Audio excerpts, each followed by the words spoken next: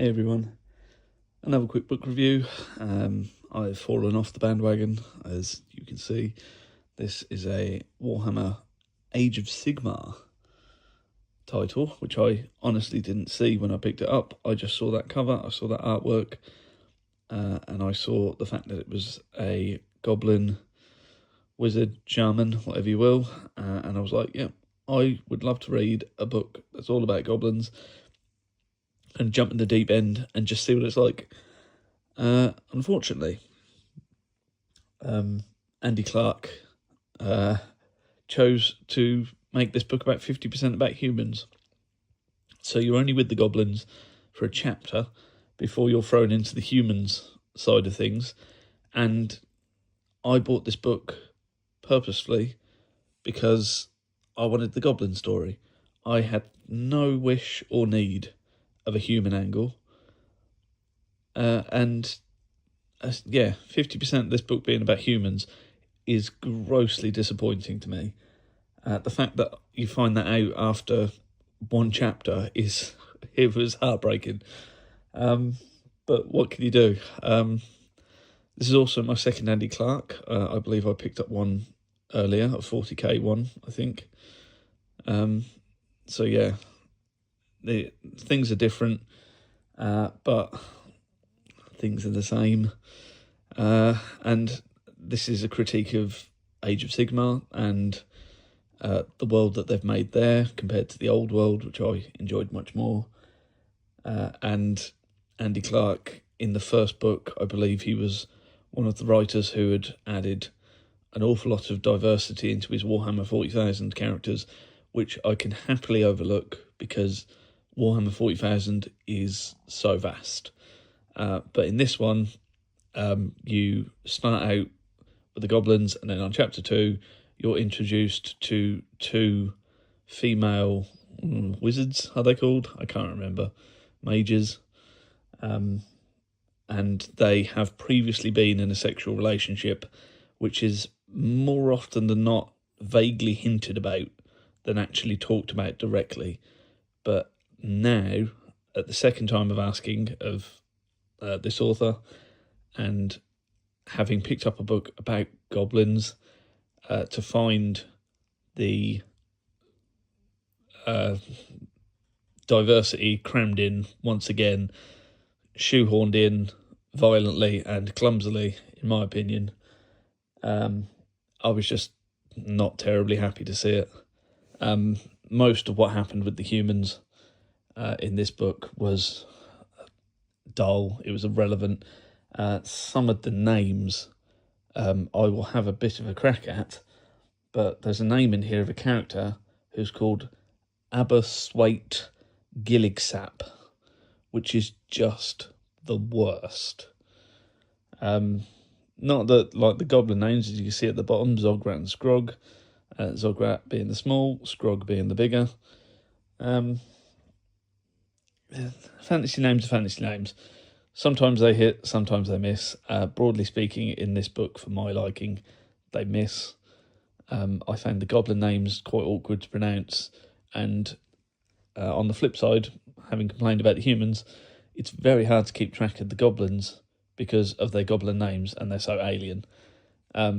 If you'd spent more time with them and they had more personality and individuality, maybe that would be more acceptable. It's very hard to say. So I'm going to show you the back because I think the artwork around this book is pretty spot on. It's the Bad Moon, and for the sake of showing you, this is a perfectly normal, reasonable, capable paperback. Nothing special, regular old paper. No spelling or adjustment mistakes in the print that I could see. But yeah, like I say, when I picked it up, I didn't realise it was Age of Sigmar. When I got into reading it, especially reading about the human stuff, it was very clear that it was Age of Sigmar. And my first venture into Age of Sigmar was awful. I didn't like it. And I don't particularly like this one either. it feels like they just wanted to have 40k in a fantasy setting. So you've got the kind of space marines and these lightning people, and like the chaos gods are just almost exactly the same, if not exactly the same. I don't want to look into it because I just don't have, like, 40k is big enough. I don't need another 40k in the fantasy setting. The old world was perfectly fine for me, and the second I find a fantasy world that's even slightly comparable to the old world of Warhammer, I'm out. And in fairness, I never really should have been in on this one. That all being said, this, from the Goblin perspective at least, it was a very nice little story. It was a nice little build-up. It's kind of creepy, it's kind of foul, it's gruesome, purposely, I think. I don't know if that counts as horror. I'm not very good at identifying horror. But yeah, it's lots of creepy crawlies and mushrooms and bugs and monsters and that kind of thing. There's a moment where the humans unleash a curse against Zograt, and the build up to that curse attacking is very nice. It's not overt. It's just threaded through, and it happens slowly, and it's a nice, gentle build. But yeah, it's really quite nice. It works well. The battle scenes and the build-ups are all handled quite nicely.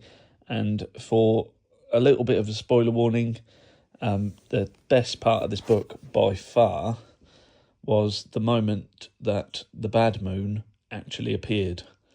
And it was just wonderfully handled. Like, more of that, less of all the other stuff. And I would have been so happy. So the moment that the Bad Moon actually appears in the final battle is really, really fun. Slightly less fun, and this might have been a critique of Andy Clark's last novel I read, the final battle.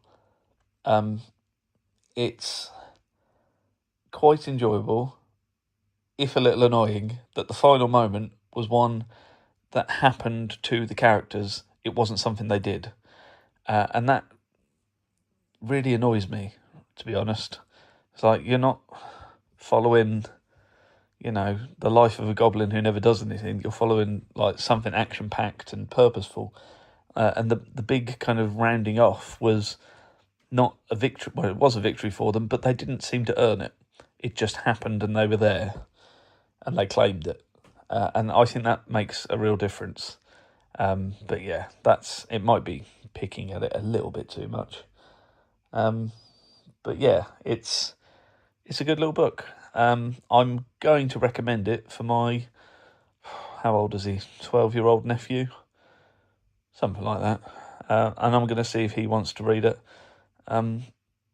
If not, I get the feeling it might drift into a charity bin, to be honest. So yeah, I think it's a shame if you've got a book that's front and centre about goblins. It is an awful shame, for my money, to make it 50% about needlessly diverse humans. And if it would have been more goblin and less human, I'm sure I would have enjoyed it more, because that's why I picked it up. But yeah, if you've read Bad Loon Rising, a Zograt and Scrog novel, and you want to talk about it, or you want to talk about Warhammer Age of Sigmar and espouse its greatness or its lack of, you know where I'll be. I'll be in the comments. Thanks for watching, folks. Farewell.